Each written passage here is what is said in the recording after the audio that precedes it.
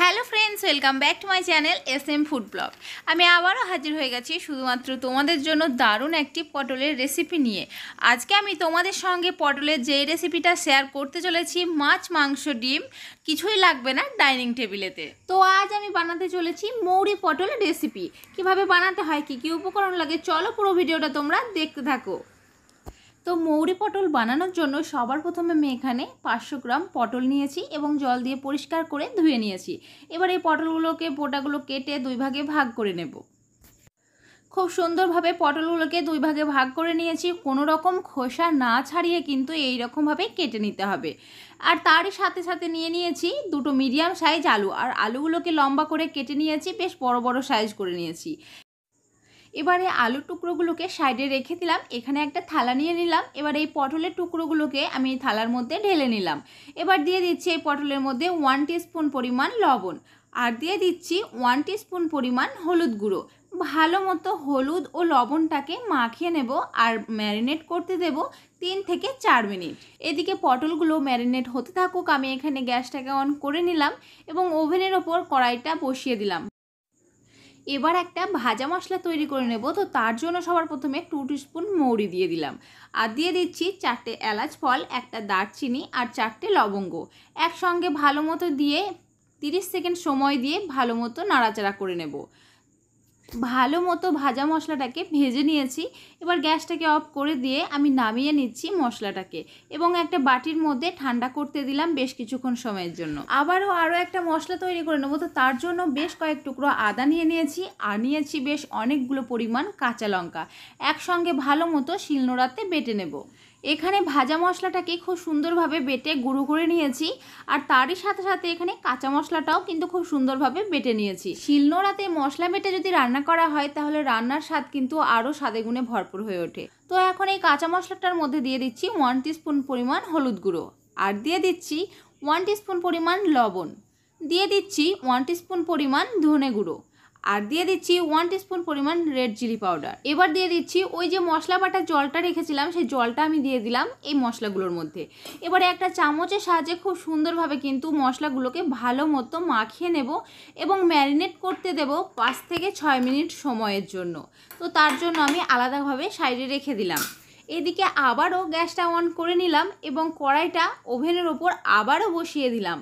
এখানে কড়াইটা খুব সুন্দরভাবে গরম করে নিলাম। এবার দিয়ে দিচ্ছি 50 গ্রাম পরিমাণ সর্ষের তেল। সর্ষের তেলটাকে বেশ কিছুক্ষণ সময় দিয়ে গরম করে নেব। এবার ওই যে ম্যারিনেট করে রাখা পটলের টুকরোগুলোকে খুব সুন্দরভাবে কিন্তু আমি এবার তেলের মধ্যে ছেড়ে দেব। তো তার জন্য খুন্তির সাহায্যে আমি তেলের মধ্যে দিয়ে দিচ্ছি পটলগুলোকে। আর এই পটলগুলোকে ম্যারিনেট করে রাখলে কিন্তু পটলের মধ্যে যে জলটা থাকে সেই জলটা কিন্তু ঝরে যায় এবং পটলগুলো খুব সুন্দর নরম হয়ে যায়। 5 মিনিট সময় দিয়ে অনবরত নাড়াচাড়া করে নিয়েছি এবং পটলের রঙটা কিন্তু খুব সুন্দরভাবে চলে এসেছে, লাল লাল রং করে নিতে হবে।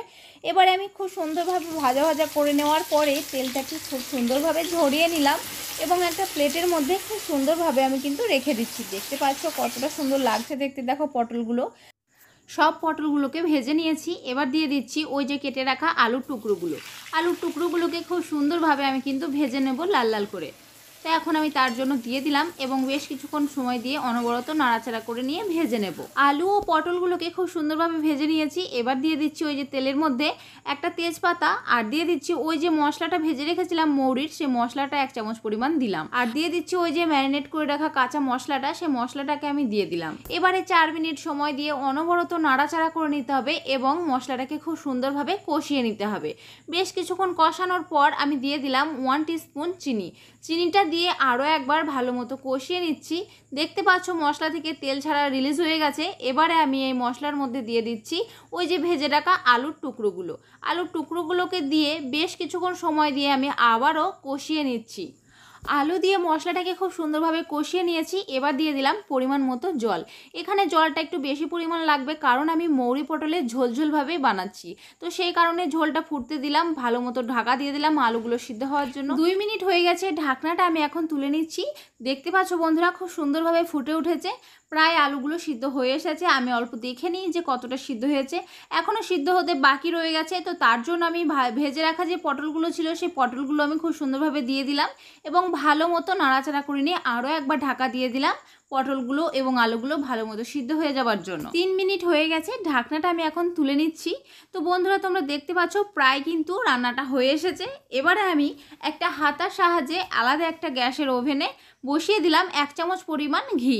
ঘিটাকে ভালো মতো গরম করে নিয়ে গলিয়ে নিলাম। এবার ওই যে বেটে রেখেছিলাম ভাজা মশলাটা, সেই ভাজা মশলাটা আমি ঘিয়ের মধ্যে দিয়ে দিলাম।